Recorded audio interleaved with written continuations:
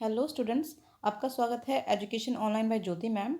आज का हमारी वर्कशीट रहेगी वर्कशीट नंबर 29 और जो सेवन्थ क्लास की वर्कशीट है 17, 11, 21 की। ठीक है, 17 नवंबर की वर्कशीट है ये। टॉपिक हमारा है how the state government works, कि स्टेट गवर्नमेंट जो है वो किस तरह से काम करती है। देखिए, हम पहले स्टेट गवर्नमेंट समझने से पहले हमें पूरा सेंट्रल सिस्टम समझना पड़ेगा कि गवर्नमेंट सिस्टम होता क्या है पूरा। देखिए, हम जानते हैं हम भारत में रहते हैं। अब भारत में अगर हम देखें तो भारत एक पूरा अपने आप में एक देश है। ठीक है, इस देश में हमारे राज्य हैं अलग अलग। और आप जानते होंगे कि टोटल कितने राज्य हैं भारत के अंदर? 28। टोटल 28 भारत में स्टेट्स हैं। ठीक है, अब है कि भारत में 28 तो स्टेट्स हैं। यूनियन टेरिटरीज कितनी हैं भारत में? वो हैं 8। ठीक है, जब से जम्मू कश्मीर और लद्दाख दो नई यूनियन टेरिटरी बनी हैं, क्योंकि दादर नागर हवेली और दमन और दीव वो दोनों जो यूटी थी हमारी वो मर्ज होके अब एक हो गई हैं। ठीक है, दादर नागर हवेली और दमन और द्वीप ये दोनों मिलके हमारा एक यूटी हो गई है। तो टोटल कितनी स्टेट्स हो गई? 28 स्टेट्स और 8 यूटी हमारे हो गए हैं। ठीक है, तो इस तरह से भारत में 28 स्टेट हैं और 8 यूनियन टेरिटरीज हैं। ठीक है, अब प्रश्न यह आता है कि भारत की जो सरकार है वो चलती किस तरह से है। भारत में 3 स्तर पर सरकार का निर्माण होता है। एक होती है सेंट्रल गवर्नमेंट। देखिए, सेंट्रल गवर्नमेंट कौन सी होती है? जो सेंटर में काम करती है। सेंटर मतलब देश, जो देश की गवर्नमेंट है, किसी पर्टिकुलर राज्य की गवर्नमेंट नहीं है वो देश की गवर्नमेंट है। यानी लोकसभा चुनाव जो होते हैं हमारे, वो सेंट्रल गवर्नमेंट के लिए होते हैं। ठीक है, वो देश के लिए चुनाव होते हैं लोकसभा के अंदर। और लोकसभा में हमारी टोटल कितनी सीटें हैं, ये आपका प्रश्न है। आप मुझे कमेंट में बताएंगे कि लोकसभा के अंदर इस टाइम टोटल कितनी सीटें हैं। ये हो गया हमारा सेंट्रल गवर्नमेंट का काम। अब जो अलग अलग स्टेट्स हैं, ठीक है, अलग अलग स्टेट्स हैं। दिल्ली एक यूनियन टेरिटरी है, इसके भी इलेक्शन होते हैं। ऐसे हर स्टेट के इलेक्शन होते हैं। उन सब में क्या होती है? स्टेट में होती है लेजिस्लेटिव असेंबली। ठीक है, लेजिस्लेटिव असेंबली।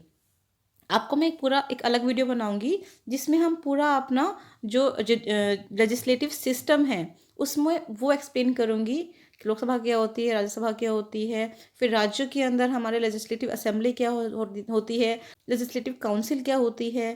ठीक है, फिर हमारे गांवों में हमारी जो पंचायत सिस्टम होता है वो क्या होता है। एक मैं पूरा सेपरेट वीडियो बनाऊंगी इस चीज़ को लेकर। तो फिलहाल हम मोटा मोटा पढ़ लेते हैं। तो हम लोकसभा के बारे में पढ़ रहे हैं। लोकसभा के अंदर कितनी सीट्स हैं ये आपको कमेंट करके बताना है, ये आपका होमवर्क है एक तरह से। अब जो स्टेट्स हैं उनमें जो इलेक्शन होते हैं वो इलेक्शन होते हैं हमारे स्टेट के इलेक्शन। ठीक है, सेंटर के तो देश के होते हैं। स्टेट के इलेक्शन में क्या होता है? जो लेजिस्लेटिव असेंबली है, लेजिस्लेटिव असेंबली के इलेक्शन होते हैं। ठीक है, लोकसभा के नहीं, लेजिस्लेटिव असेंबली के इलेक्शन होते हैं। इसे बोलते हैं विधानसभा के चुनाव। मैं आपको बाइलिंगुअल इसलिए पढ़ा रही हूँ कि दोनों बच्चे, चाहे हिंदी मीडियम के हो चाहे इंग्लिश मीडियम के हो, वो समझ पाएँ आराम से वीडियो को। अब हम बात कर रहे थे लेजिस्लेटिव असेंबली की। ठीक है, लेजिस्लेटिव असेंबली के बारे में आप समझ गए हैं कि वो एक राज्य के लिए होते हैं, एक स्टेट के लिए इलेक्शन होते हैं लेजिस्लेटिव असेंबली के। और जो सेंटर के इलेक्शन होते हैं वो हमारे किसके होते हैं? वो लोकसभा के चुनाव में होते हैं हमारे। ठीक है ना, आगे बढ़ते हैं हम। अब देते हैं how the state government works. How the state government work. अब आप समझ गए स्टेट गवर्नमेंट कौन सी है? जो एक स्टेट के अंदर होगी।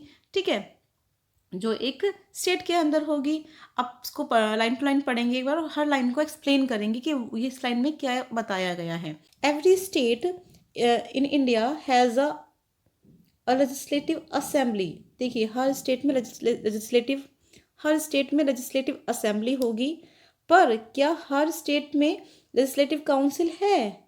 नहीं। हमारे भारत के सिर्फ 6 स्टेट्स में ही लेजिस्लेटिव काउंसिल हैं। और वो 6 स्टेट हमारी कौन कौन सी हैं? वो है आंध्र प्रदेश, आप जानते हैं आंध्र प्रदेश। ठीक है, आंध्र प्रदेश। दूसरा है आपका कर्नाटका। तीसरा है आपका, जानते हैं आंध्र प्रदेश से कटकर ही तेलंगाना का निर्माण हुआ है, तेलंगाना। नेक्स्ट है महाराष्ट्र, महाराष्ट्र। फिर है आपका बिहार, और फिर है आपका उत्तर प्रदेश। ठीक है, तो इस तरह से सिर्फ 6 स्टेट्स में ही लेजिस्लेटिव काउंसिल है, बाकी सब स्टेट्स में लेजिस्लेटिव असेंबली है। आप समझेंगे इस चीज़ को। देखो, इसको मैं आपको थोड़ा सा और क्लियर करती हूँ। मान लो एक स्टेट है, देखिए अब मैं आपको इसको और क्लियर करती हूँ। जैसे मान लीजिए एक स्टेट है, कोई भी स्टेट है, ठीक है, वहाँ पे आपकी 3 चीज़ें होती हैं। ऐसे ही स्टेट में होती है, ऐसे ही सेंटर में होती है।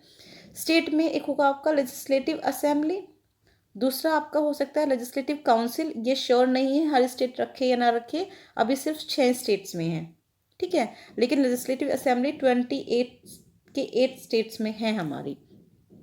और फिर है आपके गवर्नर, ठीक है, समझ गए, गवर्नर।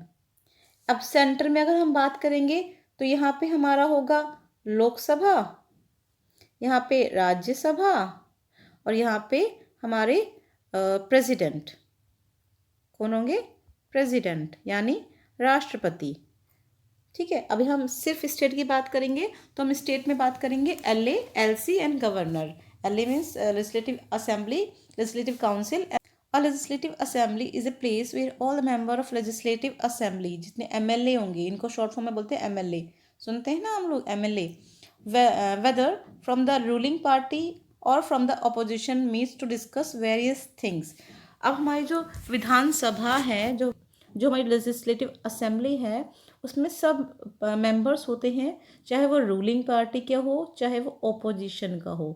अब ये रूलिंग पार्टी और ओपोजिशन का चक्कर क्या है भाई, देखिए रूलिंग पार्टी होती है कि एक राज्य में चुनाव में, एक राज्य में जितनी सीट्स हैं, एक राज्य की विधानसभा में जितनी सीट्स हैं, ठीक है, उसका आधे से एक ज़्यादा अगर किसी पार्टी ने, उस मान लीजिए एग्जाम्पल के लिए ले लीजिए कि दिल्ली में 70 सीटें हैं, ठीक है, दिल्ली में 70 सीटें हैं, 70 में से इसका आधा 35 हो गया, ठीक है, +1 यानी 30 सीट जिस पार्टी ने जीत ली, उसके बाद उस पार्टी की सरकार बन जाएगी, वो है रूलिंग पार्टी।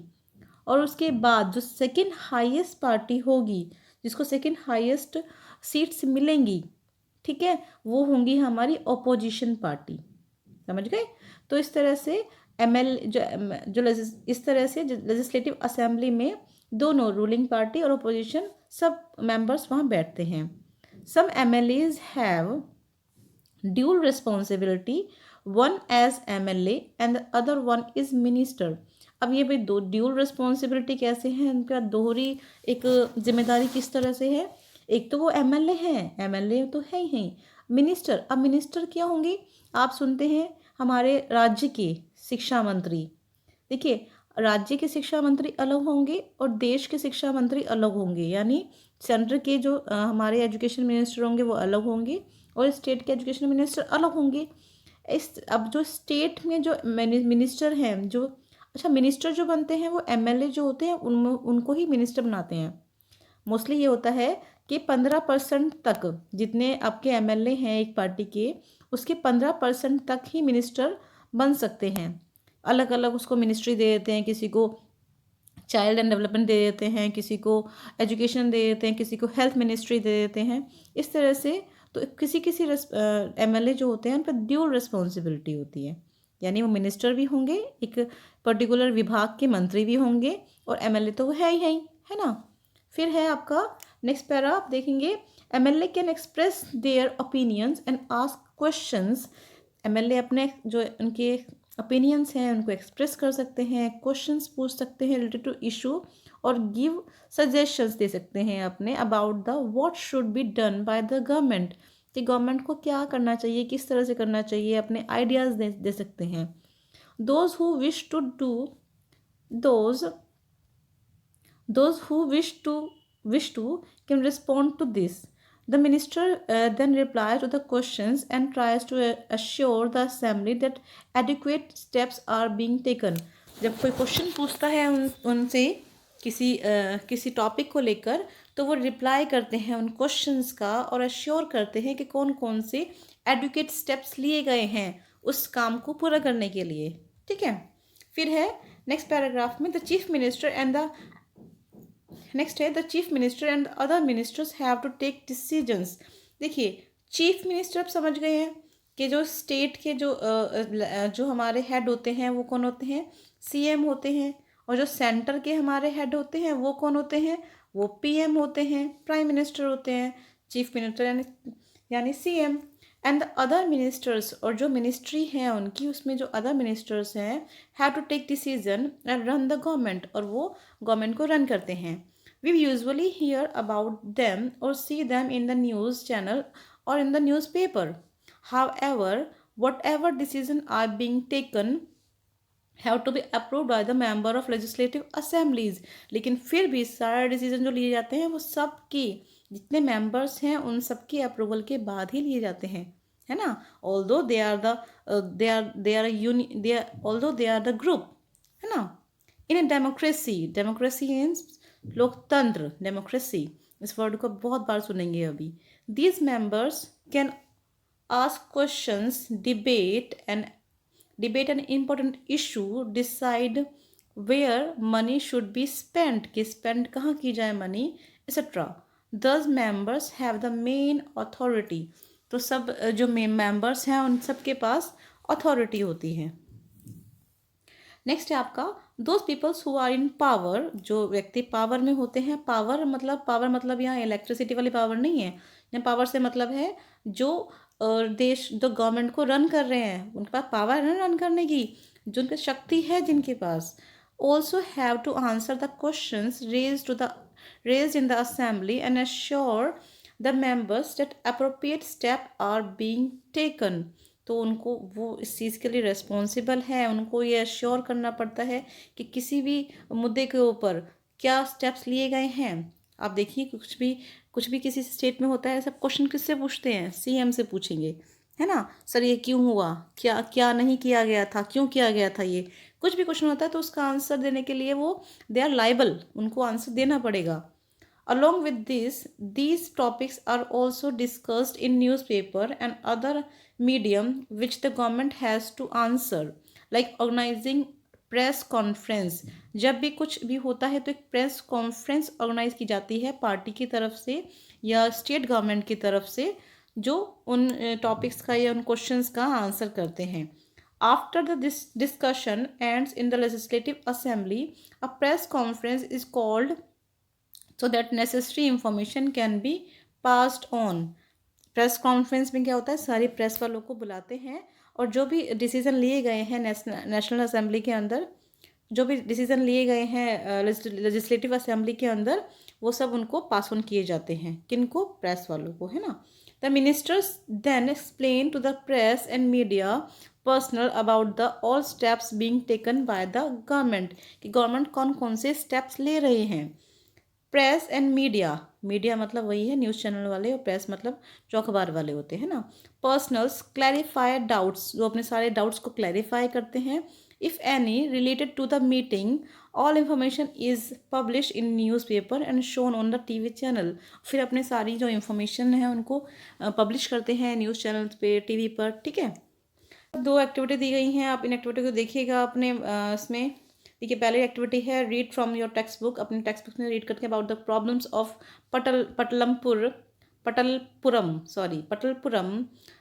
की प्रॉब्लम जो है वो पढ़नी है आपको। Debate in the legislative assembly, और जो वहाँ पे डिबेट हुई थी LA में, आपको वो पढ़नी है, ठीक है। फिर नेक्स्ट है आपकी activity what are the problems in your area, आपको आपके अपने एरिया में क्या क्या प्रॉब्लम है, about which you would like to have a debate on them in the LA and to be solved through, ठीक है। in the LA and to be solved through, ठीक है। और आप किस टॉपिक पे डिबेट करना चाहेंगे LA के अंदर, और उस पर किस तरह से उस प्रॉब्लम को सॉल्व करेंगे। क्वेश्चंस आप देख लेते हैं एक बार। What do you understand by legislative assembly, ये हमने पढ़ लिया है। Why is press conference called, क्यों प्रेस कॉन्फ्रेंस बुलाते हैं, ये भी पढ़ा है हमने। How is a press conference helpful in getting about the works done by the government, और गवर्नमेंट जो भी अपने काम करती है उसमें प्रेस कॉन्फ्रेंस किस तरह से हेल्प करती है, प्रेस कॉन्फ्रेंस गवर्नमेंट की जो इन्फॉर्मेशन है, जो भी जो उनका क्राइटेरिया है या फिर जो उन्होंने काम किया है उसको स्प्रेड करने में, ठीक है, उसको पब्लिश करने में, लोगों तक पहुंचाने में। ठीक है, आई होप आपको वर्कशीट क्लियर हुई होगी। अगर आपको डाउट होते हैं तो फिर भी आप अपने क्लास ग्रुप पर मैम से पूछ सकते हैं। Thank you.